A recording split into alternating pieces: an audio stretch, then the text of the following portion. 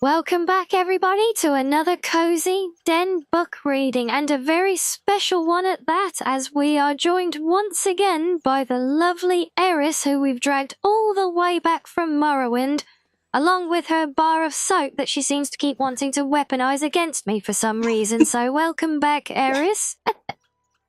Hello. Ronnie keeps licking me. I need to have this soap here. Wait, why do you need the soap? Because last time you had it, you washed my mouth out with it. So if my mouth needs washing out because I licked the back of your head, what are you trying to say? Do you need to wash your hair then now or something? Huh?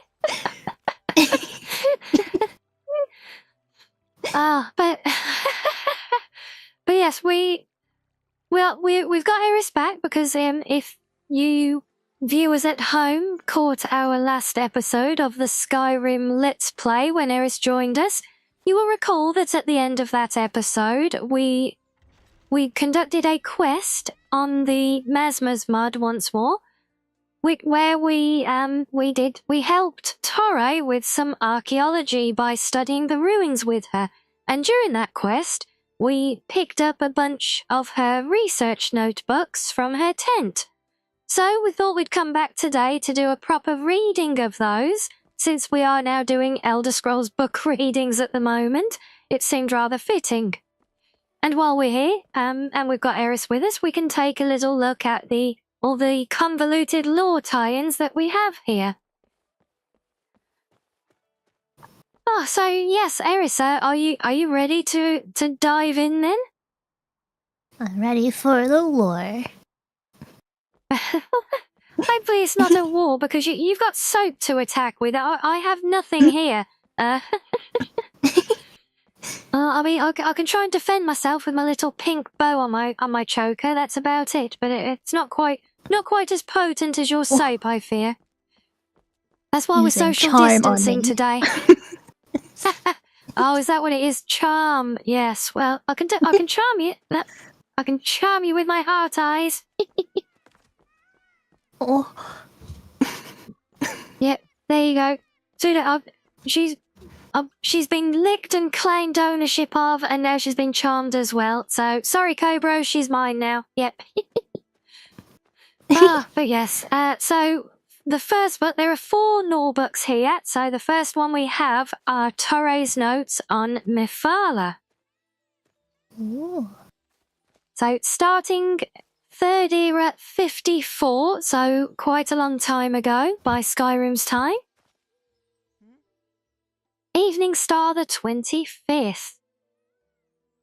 Through my attempts to unearth the lost temple here, I have come across troubling evidence that I dare not share with the others should it be correct.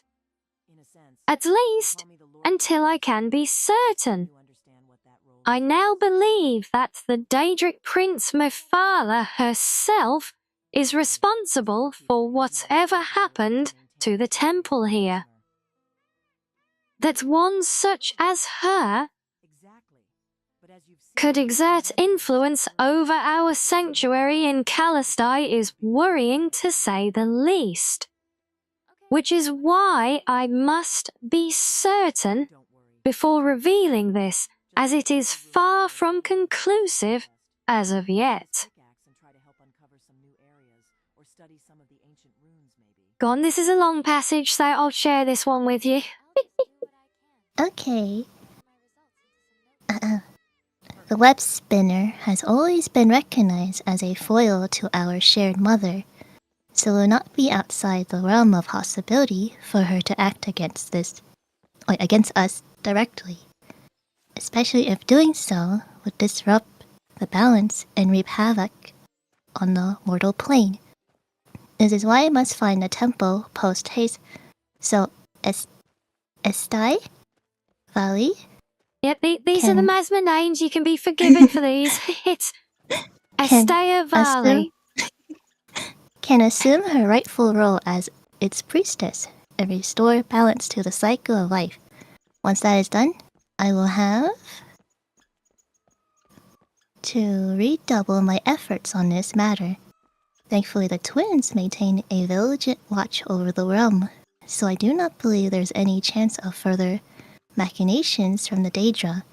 Hopefully the key to this mystery lies within the sealed Sky Temple. Well, yes, so not too much of a lore dive in this one. Do you know what? A little behind the scenes insight for you. This particular book was actually more foreshadowing for a theorized sequel to the mod. Yeah. Ooh. Is the Yes, but temple that... yeah, so if you remember the temple or the ruins that we did the quest for last time, those are ruins that Tare had theorized belonged to another temple, which she believed was lost and buried here.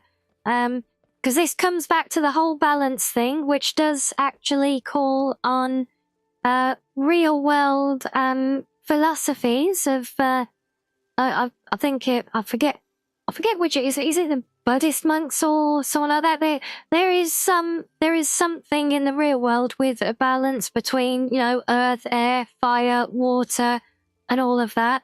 And actually it was a long time ago, so I forget the details. Okay, so please forgive me, everyone. Don't yell at me in the comments. But at the time I made this, there was a lot of research to the point where even the layout of the map, actually, because all of the temples match the layout of, because those elements in the balance in the real world philosophy, they are often placed together in a pentagon style star, and that is actually even mirrored in the layout of the temples on the world map in Kalastai as well. Ooh.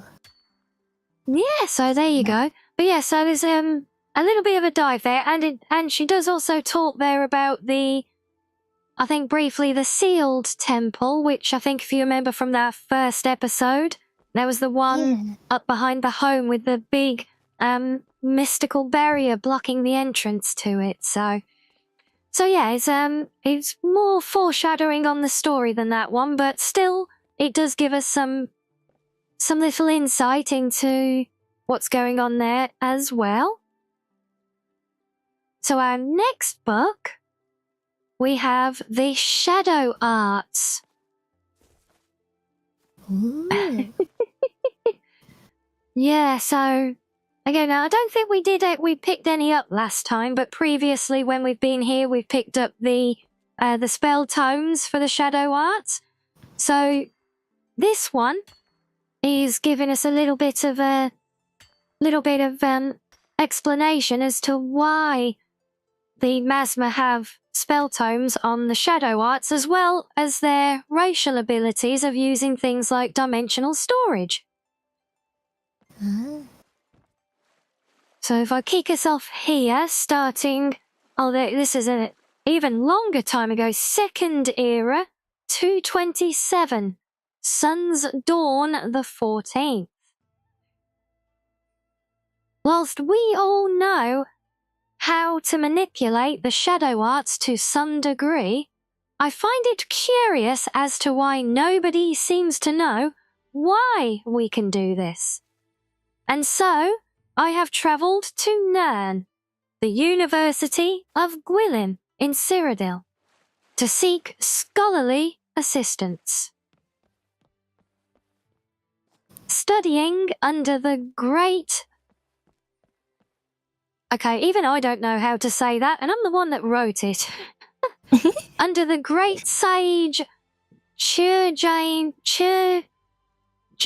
Fear, there we go, Jurhain Fear, his apprentice and I have made great bounds in unravelling the mysteries of this art.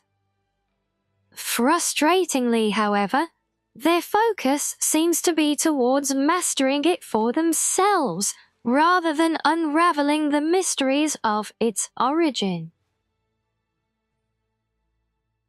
Ooh. So, Second Era, 227. Hearthfire 5? I share in this sadness of Nern today, as the old man passed away in his sleep last night. I know not of any other surviving aliens, and so will leave this place once I have paid my respects. Whilst my efforts on this research will end here, I am confident that young Azra will continue them. Perhaps I will visit again once he has had time to mourn the great sage's passing. Okay.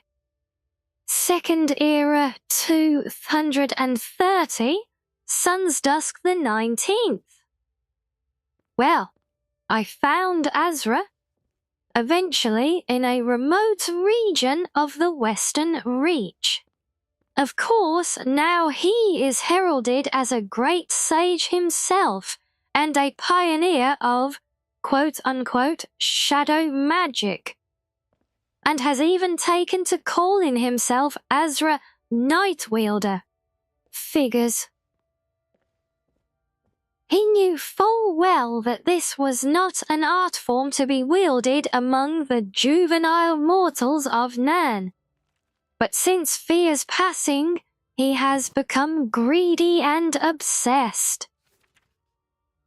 Since he will not be reasoned with, I am left no choice but to take more direct action to prevent him wielding this power over Nern. Apes. I have hired a group of mercenaries from Hammerfell to take him down. They should be more than capable, since I have also provided them some defensive scrolls suited to Azra's power. Ooh. Second Era 230, Sun Dusk the 27th. It would seem that the mercenaries did their job, but to say Azra left his mark would be an understatement.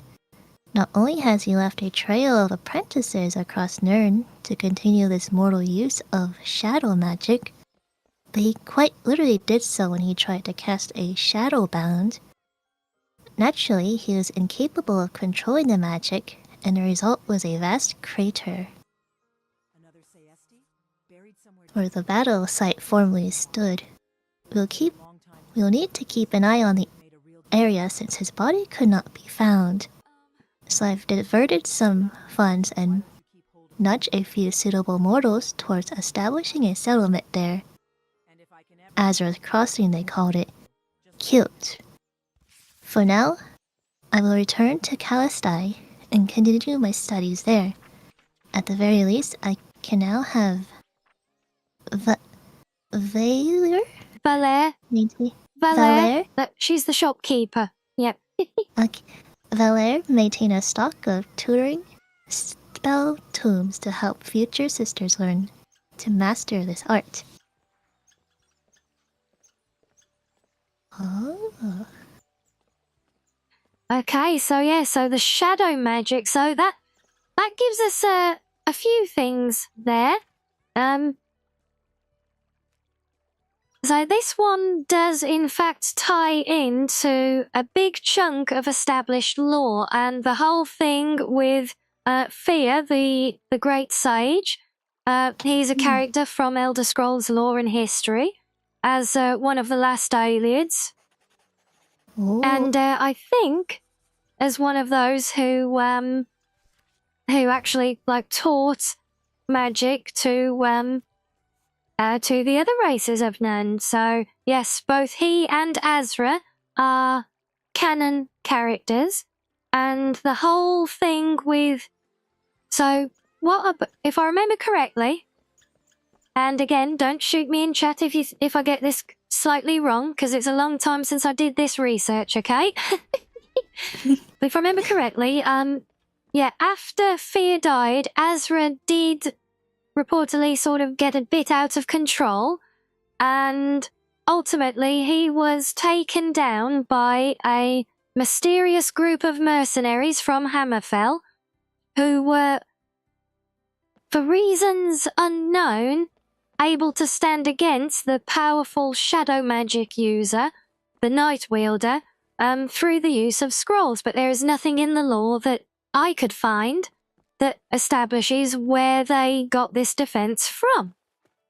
And Azra's Crossing was indeed founded on the crater of where that battle took place, with no remaining signs of what happened to Azra himself. So those are all the historical events. And what I did here, as well as explaining how and why the Masmer have use of the shadow magic, because it's basically their racial thing as, part of the whole divine connection that the species possess.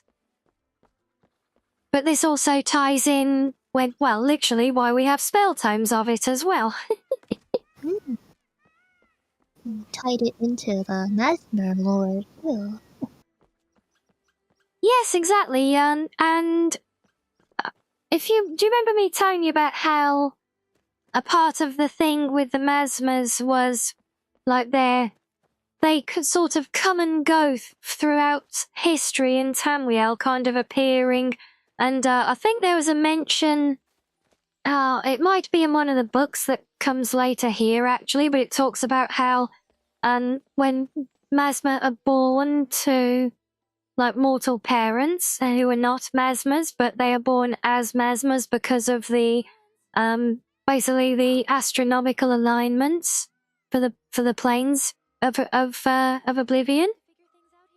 And it talks about the Nemele as the blue star, and the blue star is said to appear in the night sky, and there's a specific name for it, but it's basically a name in the Elder Scrolls themselves for basically critical events during history. So it basically links everything back to say that a Masmer is born always around the kind of end of an era type things when all these things happen, which ties in our main character being born under and kind of alive and in her prime around the time in Skyrim when obviously we get the World Eater appear.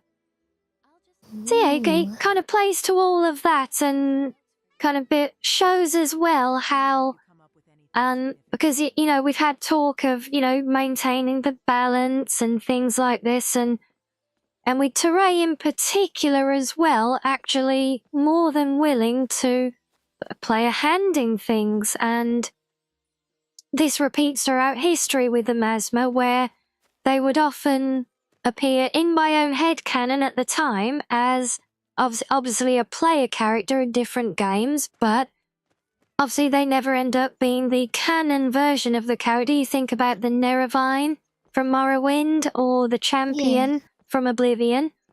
So those are not canonically Masmer characters. So my headcanon is that the Masmer is almost like an unseen companion or someone else in the world manipulating events around them like Torre does. So she was a part of things at one point, but then she manipulated things behind the scenes to restore balance to Tamriel at around the time of that key event. So he also, this one serves to give us a bit of insight into that kind of behavior pattern and the way Masmers kind of come and go throughout history as well, yeah. Yeah. But now moving swiftly on, we have notes on Thalmor misconceptions. Ooh. Thalmor. Yes, everybody's favourite mustache-twirling Saturday morning cartoon villain bad guys as they are seen in Skyrim. So, starting on still in the Second Era, 573 on Rain's Hand the Fourth. A day for celebration in Kalestai as a new sister has found her way home.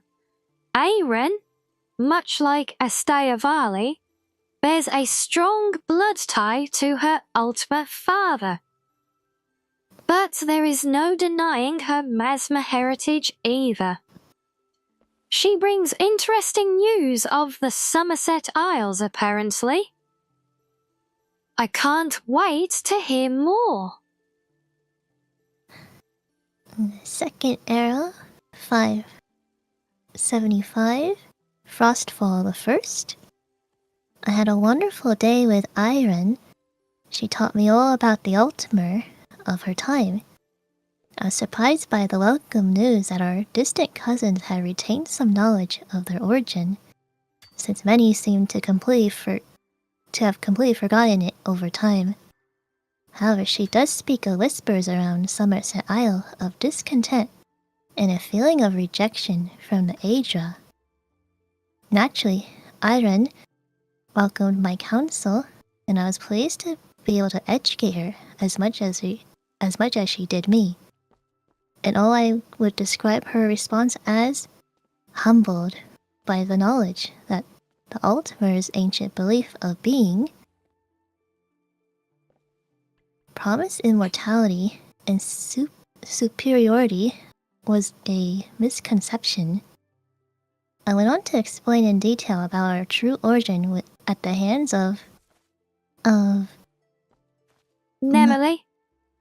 Menmuli, the blessing of Manir or Mara, Dibella, Kain, depending which era's pantheon you use the context from.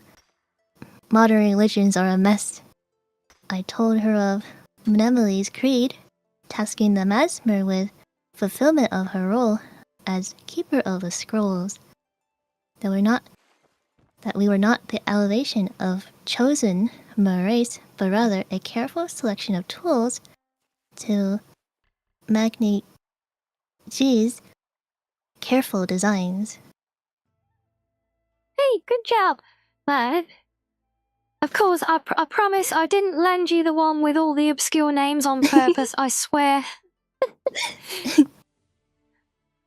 Second era 580, Sun's Height the 30th. Aeren has decided to return to Nirn and live among the mortals she was raised with. Whilst we are all saddened to see her leave Calistite, nobody can blame her, and she knows she can return whenever she likes. Apparently, she was once heir to the old Merry throne, and so I think she really wants to go back and claim that regal life.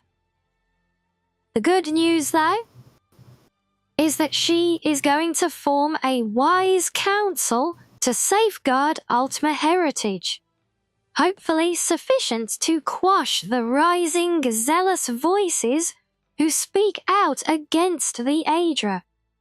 I eagerly await to see what exciting future is in store for this Thalmor.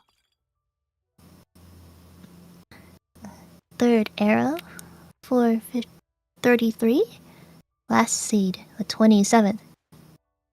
Well, so much for that idea. They started out well enough, and Callan, yeah. Kaelin even spent some productive time with the Ultimer and their Thalmor council. However, they now seem to have reservists following a long period of quiet, and they seem to have been completely overtaken by the narrow-minded zealots. And I think that's everything of that book. Yep, that's the Thalmor's done. So yes, some further interesting insight. Yeah, so the Thalmor are a very interesting faction in Elder Scrolls lore. As I discovered, whilst doing my research for all of this, they are in fact not the mustache-twirling Saturday morning cartoon villains that Skyrim likes to portray them as, but there is actually a much deeper and much more pertinent history to them as you delve further back. And again, the Aeren is is recognized as the Ultima who founded the Thalmor all those centuries ago, and when they were founded, they were indeed a much more noble and highly regarded faction within the Somerset Isles. So with this book now, what we've done a bit more of, again, the same thing we saw in the previous one with the different Masmer, Kaelin as well this time, actually spending time with and influencing events on Nirn to maintain the balance. And we also kind of borrowed Aeron to make her a Masmer to also show that sometimes Masmer don't just come to this world and stay here to live in paradise. Sometimes they do choose to spend more time and actually live out their lives on the mortal plane as well. Yeah.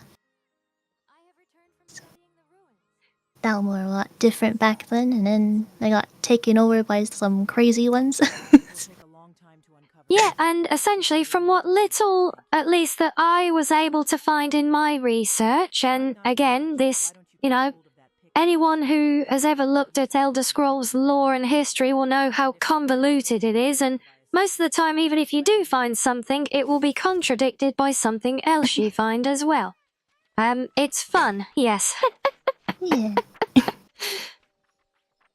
So, again, all of this here, and that's why we're doing the deep dive on these, because this is Masmer lore, but it is not all, it's not all Elder Scrolls lore or canon, but what we are doing is tying in our our Masmer lore to the established canon and official Elder Scrolls lore, in some way to link the Masmers into the history, but also using them to try and resolve some of these unanswered questions throughout history, like the thing with the Hammerfell mercenaries who took Azra down. There was never any explanation why a bunch of random mercenaries from Hammerfell were able to defend against the magic of Azra the Nightwielder. It's just a thing that happened and nobody knows why. So we kind of do a double-edged thing and also try to use Masmers to give our own little explanation of some of these things as well. Yeah. Yeah, see, it's fun writing lore. I can see you had a lot of fun with this. Oh, well, I had a lot of headaches and migraines from doing all this research, I tell you that much. It's fun now to look back on it, yes. Yeah. But anyway, we have a final book of Torre's notes, which is her research on the Great Balance, which has been mentioned a few times until now. Ooh. So, starting on the Second Era, 184, mid-year the 2nd. It has taken me some time to fully grasp this, but I believe I now properly understand the nature of the temples here in Callistae. According to Eulalia, they have stood since the sanctuary was torn away from the Daedric plains. It is clear that these temples are the reason we exist, and it is our sacred duty to maintain them for Nemele. By maintaining the life balance here, we enable the Blue Star herself to fulfill her journey through the realms. What I still don't understand, however, is why one of them seems to be lost. It is quite simple, really. Water nurtures wood, wood feeds fire, fire makes earth, earth creates metal, and metal holds water. Why, then, is there a temple for each of these except for metal? And why is there also a sky temple, which even we cannot access? This warrants further investigation. Third era, 232. First seed, the 18th. Fortunately, Kalastai is not the largest of realms, and so I have narrowed down the elusive metal temple location, I think. I'll begin excavating and hopefully find clues about this missing temple. While I work on this, my study of the Sky Temple, the twins are so fascinated with, will have to be shelved. Though I can't help but feel the answer to one will lead to at least a few leads for the others. Yes. Fourth era, 185. Last seed, the 9th. Not strictly related to the balance, but since I have made notes here about Nemele's journey, I thought I would record this event for future reference. Another cycle of the astral planes has concluded with Lorcan's split body, Massa/Secunda as they are now known, casting a dual shadow across the mortal realm it protects. This rare alignment can mean only one thing. A new sister is about to be born to the mortal parents once more. I look forward to welcoming another little one home. Fourth era, 198. Frostfall, the 27th. Success. I've unearthed the remnants of a temple gallery. Okay, it's not exactly the shrine itself, but that means the lost temple has to be somewhere. Just a little more digging, and I'm sure I can find it. Ooh. And there we are, yes. So again, a little more insight on what I was saying before about the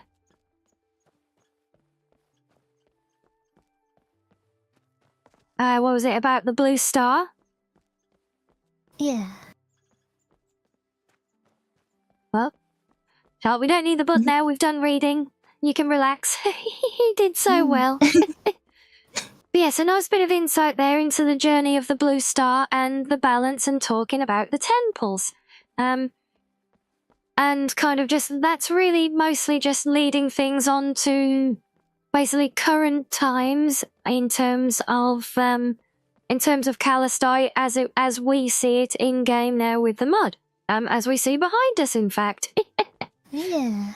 So the Masmer being born is essentially the player character in Skyrim. Yeah? Yeah. She knew when you were born. That is the one that is hinted at. Yes. So we do actually have a Masmer canon date for the player character's birthday. Birthday. But yes, that was essentially all lined up to basically give a little exposition on everything that we kind of touched on already with the journey of the blue star. I think more of the exposition on that one comes through dialogue with Torre, where she will talk about how that aligns with the critical events throughout history and all that kind of thing. But yeah, this one is mainly just leading up to current times and basically where her research is at the time where we, the player character, first arrive here. Essentially just setting up her letter that we read when we did the Let's Play, inviting us to come along and help here, as we are doing at the moment, again behind us. Help her study the ruins. Exactly, yes. But that does wrap up all the lore dumps we have there. So, I hope you found it interesting and insightful at least, and I hope you people watching at home have as well. It's very interesting. I like how it ties in even to official lore. It's very cool. Yeah. Well, that was always a really big thing for me, because, it's one thing to, to write within an expanded universe of an existing franchise like Elder Scrolls, and, you know, Callisto could just be its own isolated thing with its own isolated history, but I think to be able to not only tie into existing events, but actually also try and help explain things that have always gone kind of unanswered there. I think it for me at least, it gives what we have established in this mod, you know, a lot of value and makes it very pertinent and for me kind of tangible as well, because it really links them all into the world around them, you know, which, considering they are literally in a world completely separated from Tamriel, I think is extra important to do. Makes it very immersive. I'm glad. Well, I'm glad you enjoyed it, and I'm glad you enjoyed coming along and reading with me again. It's always a pleasure. But we will let you go there now, and we will look forward to our next time. So yes, thank you for coming along again, Eris. Thank you for inviting me again. No, Sadie, it's always a pleasure. And thank you all for joining us in watching as well. Again, I do hope you have all enjoyed this one. And if you would like to see us continue exploring more of specifically this mod and its lore and events in its own videos, then do let me know, either on the Discord or in the comments below. It's all good. I do read them, I promise. But until next time, everyone, then, stay cozy.